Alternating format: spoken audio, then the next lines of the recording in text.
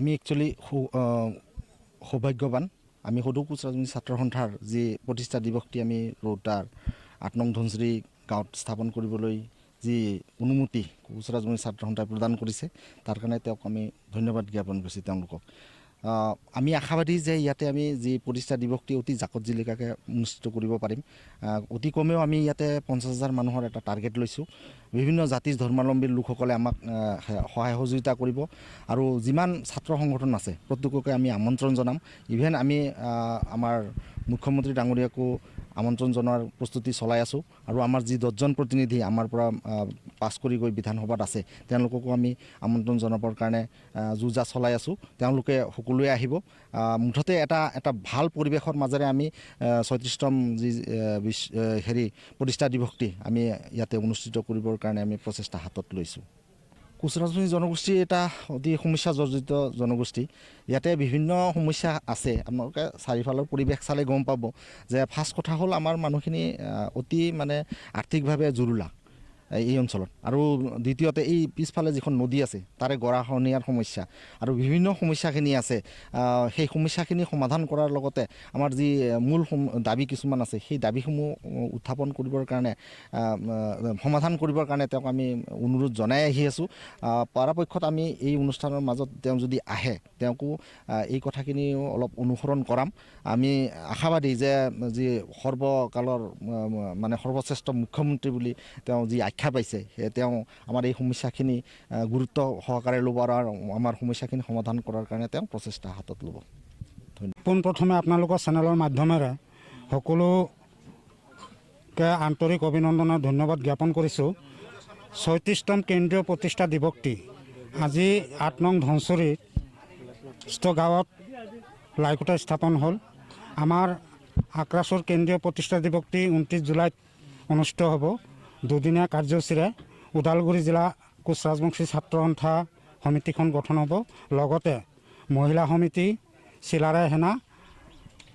এই দুদিনীয়া কাৰ্যসূচীত আমাৰ অসমৰ মুখ্যমন্ত্ৰী ডক্টৰ হিমন্ত বিশ্ব শৰ্মাৰ লগতে আমাৰ স্বগোষ্ঠীয় 10জন বিধায়ক তেওঁলোককো আমন্ত্ৰণ কৰা হৈছে। আৰু আমাৰ এই কোচ ৰাজবংশী জনগোষ্ঠীৰ আক্ৰাছৰ পূৰ্বৰ সভাপতি সম্পাদক আৰু মহিলা সমিতিৰ সভানেত্ৰী সম্পাদিকা বিভিন্ন বিষয়ববীয়াসকলকো ইয়াতে আমন্ত্ৰণ জনোৱা হ'ব।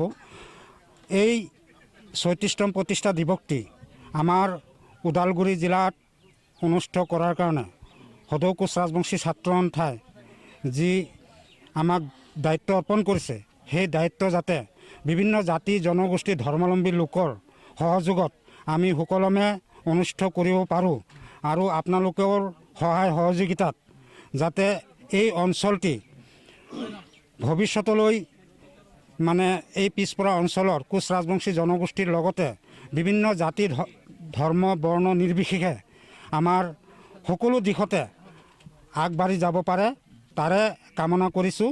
আৰু ওদালগুৰি জিলা কোচ ৰাজবংশী মূল সন্মিলনীৰ তৰফৰ পৰা আমাৰ এই আক্ৰাছৰ কেন্দ্ৰীয় প্ৰতিষ্ঠা দিৱসটিত আমি পূৰ্ণ সহযোগ আগবঢ়াম বুলি আমি প্ৰতিশ্ৰুতিবদ্ধ। হয়, আপোনালোকৰ মাধ্যমৰ দ্বাৰা দি আমি সমগ্ৰ কমতাপুৰ তথা অসমবাসী ৰাইজক আমি জনাব বিচাৰিছোঁ যে সদৌ কোচ ৰাজবংশী ছাত্ৰ সন্থা চমুকৈ আক্ৰাছৰ 36তম কেন্দ্ৰীয় প্ৰতিষ্ঠা দিৱসটি আমি এইবাৰ ওদালগুৰি জিলাৰ ৰৌতাস্থিত ৮ নং ধনচিৰি লক্ষী মন্দিৰ প্ৰাংগণত আমি উদযাপন কৰিব ওলাইছোঁ। আৰু এই উদযাপনস্থলীত আজি আমি আমাৰ লাইখুটা স্থাপন যি কাৰ্যসূচী আছিলে এইটো আমি সুচাৰুৰূপে ৰূপায়ণ কৰিলোঁ। আৰু এইটো আপোনালোকে দেখাই পালে ইতিমধ্যে আমাৰ এই অঞ্চলৰ আমাৰ বিভিন্ন মানে বয়োজ্যেষ্ঠ ব্যক্তিসকল, আই মাতৃসকল উপস্থিত থাকি পিনে আমি এখন উদযাপন আমি উলহ-মালহেৰে কৰিলোঁ। আৰু আগন্তুক যি আমাৰ 29 জুলাই 2026 তাৰিখে যি আমাৰ ইয়াতে কেন্দ্ৰীয় প্ৰতিষ্ঠা দিৱসটি আমাৰ উদযাপন হ'ব, এই উদযাপনস্থলীলৈ আমি সমগ্ৰ কমতাপুৰবাসী ৰাইজক আমি জাতি বৰ্ণ ধৰ্ম বৰ্ণ নিৰ্বিশেষে আমি ইয়াতে উপস্থিত হ'বলৈ আৰু এই আমাৰ প্ৰগ্ৰামটি সাফল্যমণ্ডিত কৰাৰ্থে আমি সকলোকে আন্তৰিকতাৰে ইয়াতে আমি উপস্থিতি কামনা কৰিলোঁ। প্ৰগ্ৰামটো একচুৱেলি আমাৰ দুদিনীয়া হ'ব। মানে 28 তাৰিখে আমাৰ যি ওদালগুৰি জিলা আক্ৰাছু আমাৰ আক্ৰাছু একত্ৰীকৰণ হোৱাৰ পিছত যিহেতু আমাৰ জিলা সমিতিখন মানে একত্ৰীকৰণ হোৱা নাই, সেই ক্ষেত্ৰত আমাৰ 28 তাৰিখ দিনাখন আমাৰ ওদালগুৰি জিলা আক্ৰাছু গঠন হ'ব। আৰু লগতে আমাৰ যি 29 তাৰিখ তাতে আমাৰ কেন্দ্ৰীয় কেন্দ্ৰীয় প্ৰতিষ্ঠা দিৱসত সেইদিনাখন আমাৰ চিলাৰায় সেনাৰ প্ৰতিনিধি সভা সেইটো আছে, লগতে আমাৰ মহিলা সমিতি কেন্দ্ৰীয় সমিতি সেইটো প্ৰতিনিধি সভা আছে, আৰু লগত তাৰ লগত সংগতি ৰাখি পিনে আমাৰ মুকলি সভা এটা আমি আয়োজন কৰিছোঁ। সেই মুকলি সভাত আমি মুখ্য অতিথি হিচাপে আমি আমাৰ অসমৰ মাননীয় মুখ্যমন্ত্ৰী ডক্টৰ হিমন্ত বিশ্ব শৰ্মা ডাঙৰীয়াক আমি আমন্ত্ৰণ জনাইছোঁ, আৰু লগতে আমাৰ যিমানবোৰ দল সংগঠনৰ নেতৃবৃন্দ আছে আমি সকলোকে আমন্ত্ৰিত জনাইছোঁ। এইখন আমাৰ এই উদযাপনস্থলীত সকলো আমি সমবেত হৈ পিনে আমি এটা সংকল্পবদ্ধ হৈ পিনে আমি এই আক্ৰাছু জন্ম জয়ন্তী বা প্ৰতিষ্ঠা দিৱস উপলক্ষে আমি আমাৰ উন্নয়নৰ কাৰণে আমি কিছুমান সেইদিনাখন আমি পদক্ষেপ গ্ৰহণ কৰিম, বা সকলোৱে মিলি পিনে আমি আমাৰ জনগোষ্ঠীটো উন্নয়নৰ কাৰণতে কি কৰিব লাগে সেইটো আমি পন্থা এটা আমি হাতত গ্ৰহণ কৰিম।